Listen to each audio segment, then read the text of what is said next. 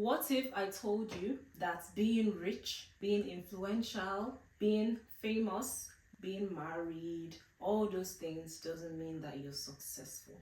Being better than others does not mean you are successful. You might say that you agree with what I'm saying, but tell me why. Every time you see a rich person, every time you see somebody that has money, that has a little bit of fame, that is married, that has a beautiful house, you think that's a successful person.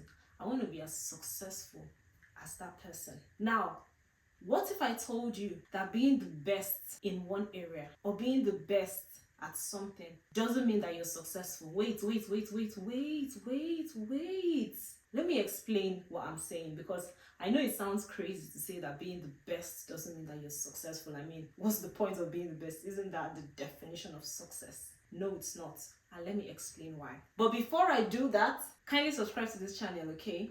On this channel, I talk about Bible, I answer faith-based questions, and I talk about Christian things, stuff like that. So please subscribe to this channel. Thank you.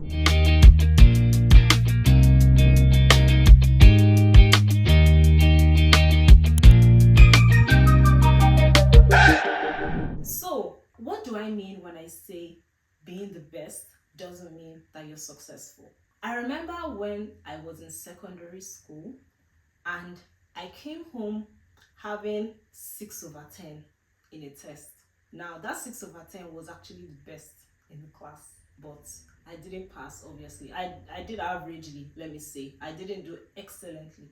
I showed my mom and she was like, yeah, you got 6/10. I'm like, yeah, that was the highest score in class. And she was like, so what does that mean? Like, how is that relevant to your journey as an individual? You had 6/10. It doesn't matter what anyone else had. That was one of the ways I understood that being the best doesn't actually mean you've succeeded. Now, what if I also told you that achieving a result does not also mean that you are successful? Achieving much can mean something, but not all the time it means you're successful. Let me give an example. A friend of mine was going to take a test, and this exam was really important. In fact, she needed that result for some application that she was doing. And she went through all the trainings, but she never studied. She never attempted to even learn something. She just went through the processes, and when it was time for her to take that very important test, she cheated. She cheated because she had no knowledge of the subject at all. She didn't understand what they were teaching. She didn't put herself through the training. She just went through it, but the training didn't go through her. At the end of the day, she cheated just so she could obtain a good result, and she did obtain a good result. But guess what? She was not successful. Her result might have been the same result that other people who were successful had, but she was not successful. Why wasn't she successful? Let me explain. She enrolled for that course to learn something valuable that would help her in the application she was going to do afterwards. What she went to that course to achieve was knowledge and not results. So when she got a good result, she did not get knowledge, which was what she went there to acquire. And as a result of that, she was not successful at taking that course, no matter what her result says. How does this apply to success in life? Let me just put it straight and plain to you. You came to this world for a reason. You came to this world to achieve something. The same way this friend of mine went to take that course to achieve knowledge, to achieve a better understanding of the subject matter, but she came out with a good result and nothing else. You came to this world to achieve something. And if you think that when you become rich, when you become famous, when you become influential, when you get married, when you have kids, when you buy a nice house, when you do all these glamorous things that looks like success, you are now successful. I'm here to tell you that you are not successful until you have done the very thing that you were sent to do in this world. There is a difference between who you are created to be and who you became in order to survive. You became that person because you just needed quick cash. You just needed quick money. You just needed to sort yourself out temporarily. And you think because you've achieved that and you think that if you keep on growing in that, you will become successful. Or maybe you think because you have grown in the personality of who you became to survive, you are now a success. No, you're not. Because that is not who you are made to be. Moses went into the wilderness. Moses needed to survive. Moses became a shepherd in the wilderness. He had a wife. He had a family. He could live a peaceful life in the wilderness after he had fled from Egypt. He became that person to survive. But God wanted him to be a deliverer.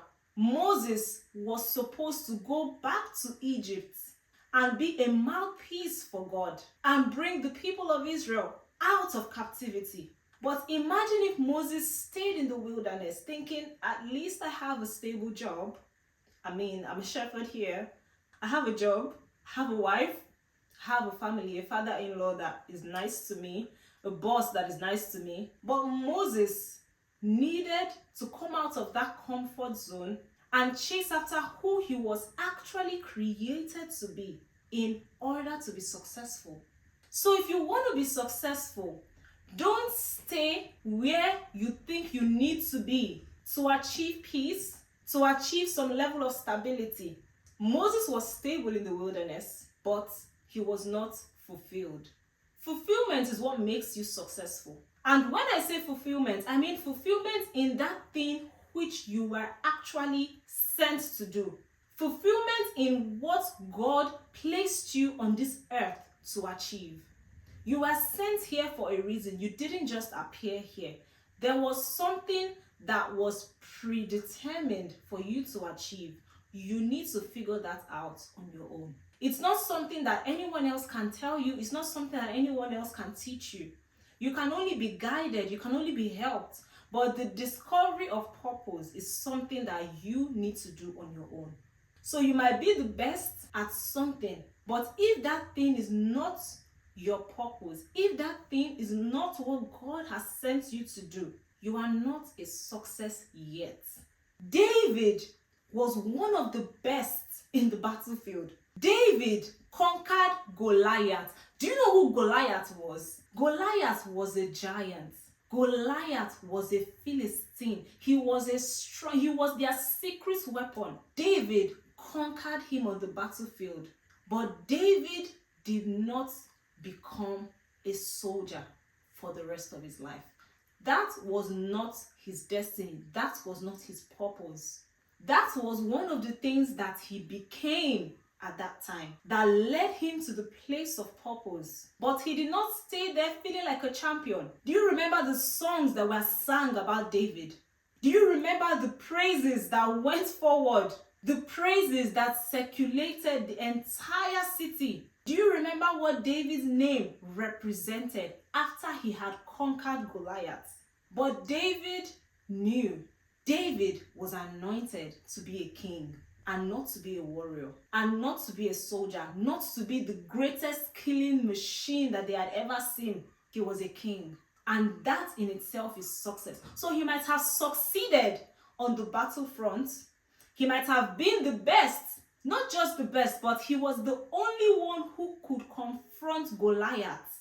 But David knew that success was not just in being the best at something.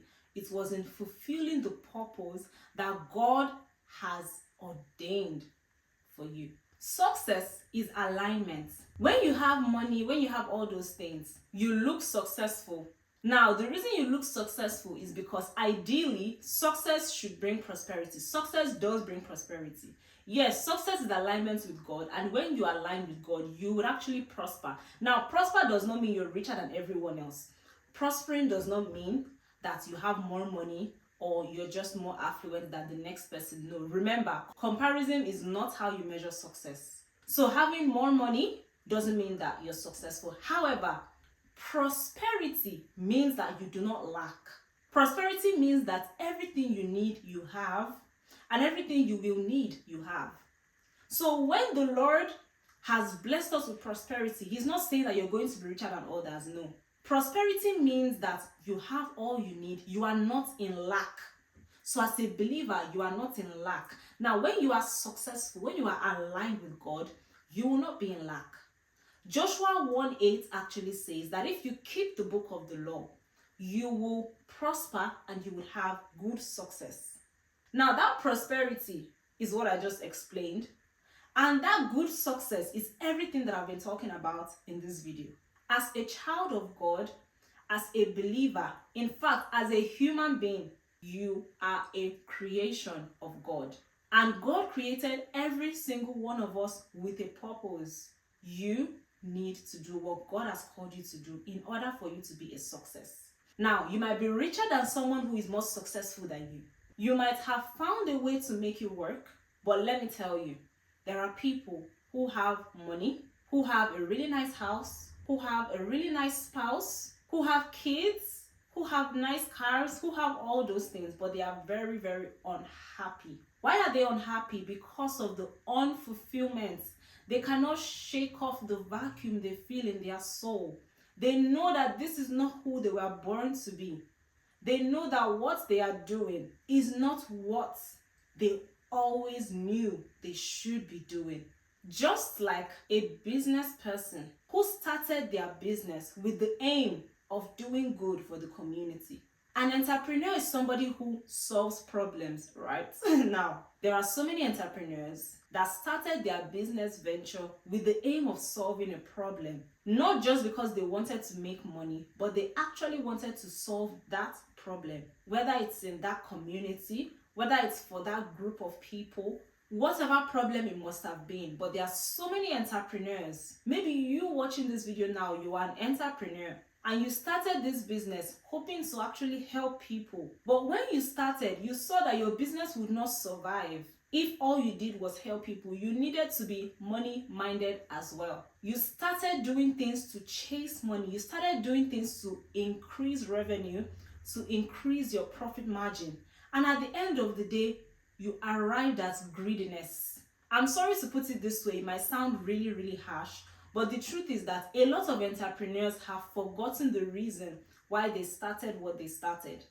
They started with the aim of solving a problem and also making a living out of it, of course, but they ended up just being greedy and just being so money-minded, and all their focus is on how to either exploit, how to either make the most money and all that. But I want to remind you today, don't forget your purpose. Success is not in how much you make from that business. Success is not in how much you make from what you're doing.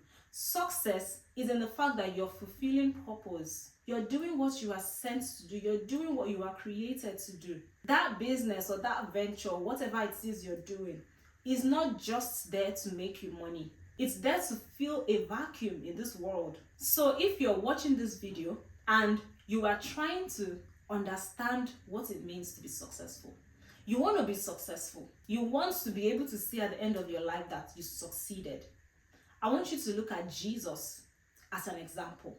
Now, Jesus had several seasons where he was widely followed, widely talked about. Thousands of people trekked long distances to hear Jesus speak. Jesus also had seasons where he was deserted. Jesus had so many seasons in his life. The same Jesus that multiplied bread and multiplied fishes, that same Jesus had seasons where he went without food, where he went hungry deliberately. That same Jesus had people follow him, and also people spit on him on the day that Jesus died.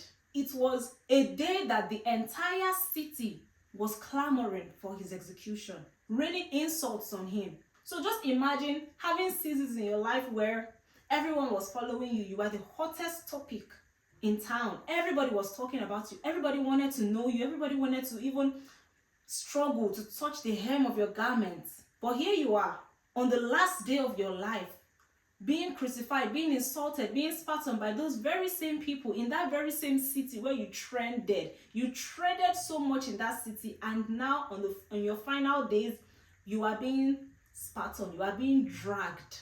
Imagine that. Now, Jesus, despite all these things I explained, was a success. Jesus, in fact, is a success. He is one of the greatest stories of successes Why? Because that was the life God chose for him. That was what God sent him to this earth to do.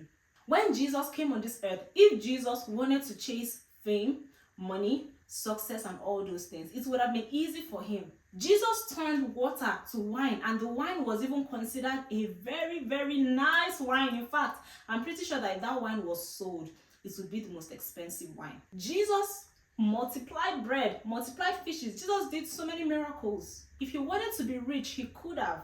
If he wanted to be famous, in fact, Jesus was already famous. What am I saying? Jesus was famous. If he wanted to keep the crowd happy, he knew exactly what to do. Jesus could have done so many things to keep them coming for him, to keep them clapping for him. But Jesus focused on the reason why he was sent here on earth. And that is what makes him a success. So I'm telling you right now, you're looking for success. You want to be successful. If you keep on focusing on how to get richer, how to get more famous, and you desert or neglect the reason why you are sent here on this earth, you will never be a success. Never. Because success actually means alignment with God. Doing and fulfilling what God sends you to do. I really hope that this video did bless you. I hope you now understand what it is to be a success, and I hope that your plan is to be successful in life. I'm going to be successful in life, and I hope that you are going to be successful in life as well. Thank you for watching my video. Please subscribe if you're not yet subscribed, and I look forward to seeing you in my next video.